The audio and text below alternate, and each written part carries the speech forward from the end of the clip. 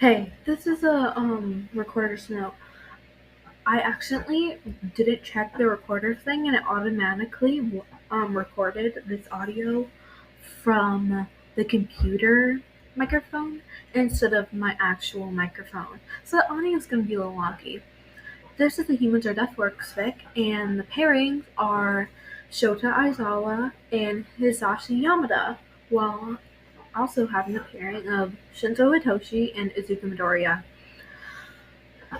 Warnings are kidnapping, but that's pretty usual for these kind of fics. And if you want to see some similar flicks with this premise, you can check out My Lost and Found, has a podfic called Drifting Through the Cosmos. They write and podfic their own fics, and there's also Bright Stars. You can find it on EO3. Well, have a good day, y'all. Shota is annoyed, which is reasonable since he's trapped in a tiny cell with three of his students from his problem class, the class that seemed to always get attacked. So of course it's three of those students he was taken with. Todoroki, Jiro, Komanari, but at least Hisashi is with the group, so he won't be the only adult here. Not that he's glad that Hisashi's also being taken. They've been here for 5 solar cycles and only fed once a cycle, which is very bad for all of the group's health.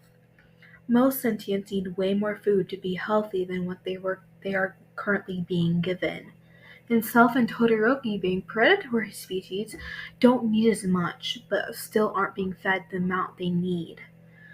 Shota's a feline, while Todoroki being half snow feline, half dragon. Jiro and Hisashi being aiming fowls, and Jiro being a race with extremely good hearing and night vision, and Hisashi being a species that can reach extremely high volumes with a brightly colored coat. His feathers ruffled and muted from the harsh treatment of the guards, and the lack of nutrients. He would need to preen his wings soon, or the feathers would get knotted. On that note, Jiro would also need to be preened, as her feathers got dislodged while they got captured and they got dragged. She would probably be more comfortable with Hisashi preening her wings due to also being out of a fowl. Shota is thrown off his thoughts as his sensitive ears pick up the sound of clanking feet against the metal floors, with the sound of dragging being also heard. "Guards!" Aizawa whisper shouts, instantly getting into a defensive position in front of his kids. No, students. They're not his kids.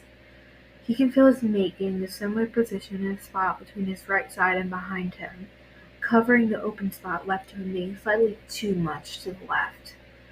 There is no sound of cartwheels, so if there isn't a food drop-off, Aizawa comments grimly.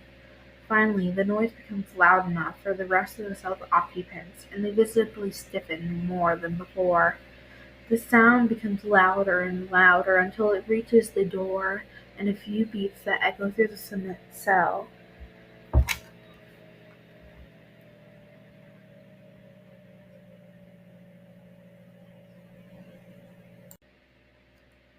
The bars that work as a door slide up to the ceiling. The two Thrancraxes, double the size of Shota, walk in, their bulking forms dragging something that seems to be fully dead weight.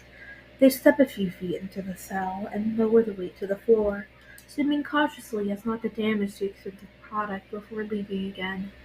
Shota knows exactly why as soon as he sees what the dead weight is. Fur only on the top of their head, no claws, front-facing eyes, so clearly a predator. No visible protection. Sounds so familiar, he had to have heard it before. Wait. Terran! Izuku is stressed. He is mad and he is distraught. Izuku and his boyfriend Hitoshi were doing a training demo a week into their school year at SAFSE, short for Captivity Academy for Space Exploration, when his and Hitoshi's ship was hijacked by something that was very tall and these had all these armor plates all over the thing's body. They were surprisingly a bit weaker than the two boys who tried to fight back. It took two of the creatures to restrain the weak 14-year-olds. They only had the minimum amount of strength needed for the school registry, and they were 14, so they weren't the strongest. The weird thing ended up knocking them out by a hit to the head, and then everything went black. When Izuku wakes up, he is confused, and his head hurts. Like, really hurts. It feels like his brain got pummeled by a train. As soon as he opens his eyes, they're bombarded by too bright light, and he shuts his eyes almost instantly after they opened. He groans in pain, and he's very disorientated. The surface he's on is cold and smooth. It presses into his side uncomfortably. It feels like he's sleeping on a rock. And when he finally adjusts to the light of the room, he realizes that it may actually be the thing he's laying on. Resting his head against the cold concrete that makes his right ear feel cold. Panic rushes through the foggy haze his head was stuck in due to the pain. He sits ramrod straight, frantically looking around, and all he finds is the similar concrete walls and some weird-looking aliens in the opposite corner of the what seems to be a cell. Izuku's somewhere. He has no idea where it is. Hitoshi is nowhere to be seen, and the memories of their training pod being taken overwhelm his vision. Suddenly, he feels like he can't breathe. He's so scared. He was separated from his boyfriend, and he's in a new strange place where he's being held captive. He feels like a drop of water land on his leg, and he realizes he's crying. Well, he's always been a crier. He is a Midoriya, after all, which doesn't help the breathing problem. And he feels like the air can't reach the bottom of his lungs. He grasps his throat desperately. He wails quietly in between his gasps for air. He distinctly realizes he's having a panic attack. Great. Everyone has been huddled in the corner of the cell as far away since the Terran was placed here. The Death World seemed to be asleep until 13 notches after were dropped here. It sprang up. Everyone flinched, including Shota. He couldn't tell what it was thinking, and not being able to analyze Terran's facial expressions stressed him out. It whipped his head around to move frantically until the Terran's front-facing eyes looked directly into Shota's, making him tense. Eye contact is seen as a threat for basically every sentient, and it sends a chill down his spine. He gets into a position where he can cover his students better. The Terran's breath picks up until it's erratic. He doesn't know basically anything about the creature in front of him due to him being a level 10 Death Worlder, so it's impossible to study the Terran or their planet Terra. So if the Terran decides to attack them, everyone is screwed. The people with the most chance of even surviving an attack is Todoroki himself, due to them being the predator species they are. The power level was too huge for him or even Todoroki to even stand a chance, though. The Terran's eye gathers some liquid that Shota has no idea where it's coming from. Is it a burst vessel? An acid attack? Are they injured? Its breathing is shallow and short, indicating they aren't getting enough oxygen. Wait, they're not getting oxygen. Are they okay? They could easily kill any creature if they don't get enough oxygen for more than 20 seconds. They're whirring and wailing at a volume most can't even reach. And Shota has only heard that volume from Hisashi before. His mate species is known for their volume. It's whining like a hurt kit. Wait, is it a kit? It doesn't look fully grown, but he can't tell due to his lack of knowledge on their species. But it's whining like an abandoned kit. That alone has Shota internally want to comfort the kit. Wait, no, I don't know if they're a kit, even if they sound like one. He desperately wants to comfort the Death Worlder, but he knows he has to be cautious due to them being what he is. But damn it isn't breathing. So despite his this, he pads forward and stops a few feet away from it. He croons lowly, a sound usually used for kids. But even if it is an adult, it's in distress, so it could help either way. It looks up hurriedly, even with the Terran having obvious fear in its eyes. The eye contact still makes him want to run. But he couldn't have been a hero if he ran from the little eye contact, even if it's a 10-level Death Worlder. Now that he says it looks like it sounds really bad, but still. He chuffs and hastily steps forward, nudging the Terran's arm that's wrapped around its legs, and it seems to stare into his soul. He took not getting mauled by the Death World for permission to put its snout under its arm so maybe it would uncurl. He could see what's wrong with its chest, and he could see what's wrong with its chest.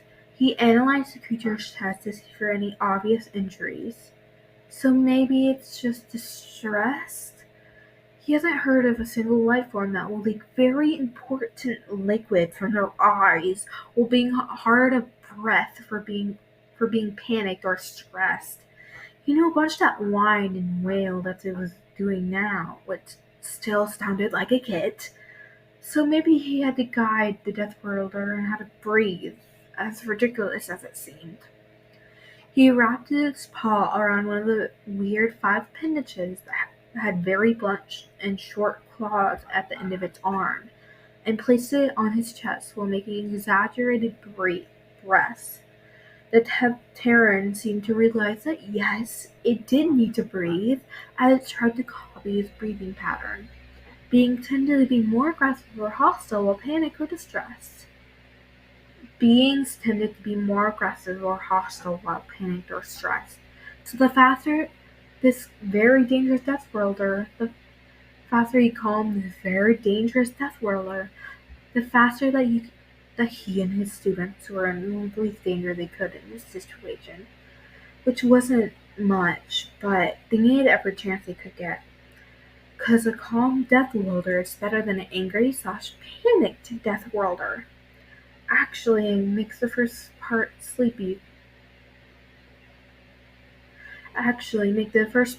because now that the Terran was calmed down from its panic, its eyes seemed to droop. Good. It can't hurt us if it's asleep, and the creature has been docile even if it's in panic state. Well, minus the eye contact, but I don't think it realized it's a threatening display because it seemed confused when they flinched while it looked at them.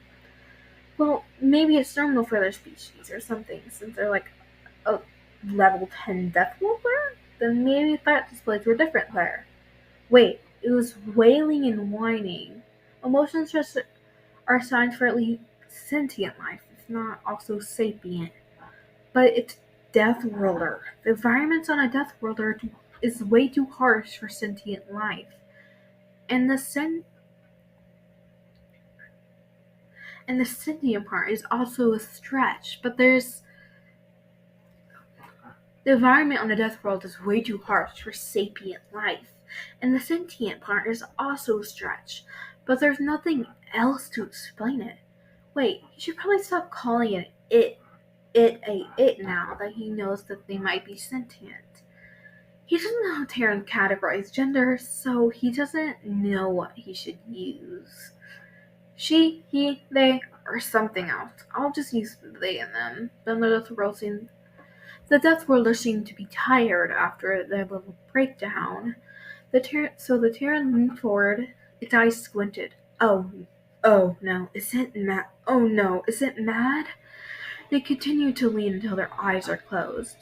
Oh, they are sleeping. What the fuck, Joe? Hisashi shouts, and the toad is panicked. Shh, the Terran is asleep. We don't want to wake them up. I swear, if Hisashi wakes a sleeping Death Worlder, then I don't know what I would do.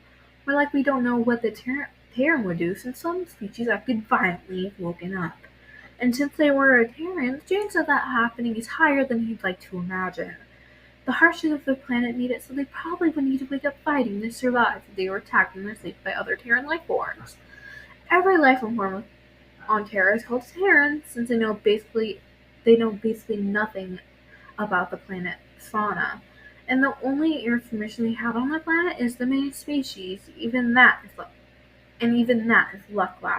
lackluster info. And all they know about those Terrans is the general appearance, and that if they attack you, then you have no chance to survive. Izuku can clearly tell the life form in front of him is the main Terran species. Then Aizawa had a revelation. I know this might seem stupid based on all the info we have on a death whirler provided by the HPSC, but I think they are sentient. They were wailing and whining, which is a clear sign of emotion, so they are at least sentient. Hizashi sighs. You might be right. I trust your judgment, Sho, but that was reckless. So reckless. Love. The students knew about him and Hizashi being mates at this point due to the flat proximity of them during this few cycles. I know, but they sound like a band of feeling kid, Hizashi. I know it was irrational, but my instincts were screaming at me to comfort them, you know? Yamano just chirps at them. They did sound like one, I must admit. They did sound like one, I just admit. And we don't know anything. We don't know about their age either. For all we know, they could be kids who we don't know the difference between the mature and adolescent Terrans. There was an uncomfortable silence that hung heavy in the air. If they were a kid, this place is no place for a kid. If he's a kid, then we need extra things to survive. They were a death world, so surely they wouldn't just die, right? The theory that the death world is sentient, which he is 99.99% sure at this point, is true, then he doesn't want them to die. So no matter how dangerous they are, Shows is a hero. He saves people. Shota is a hero. He saves people, and that's not an exception. If they're also kids, then that's double the truth. Though if they attack his students, he will defend him. He is a teacher first and foremost. It's his higher priority to protect his students first.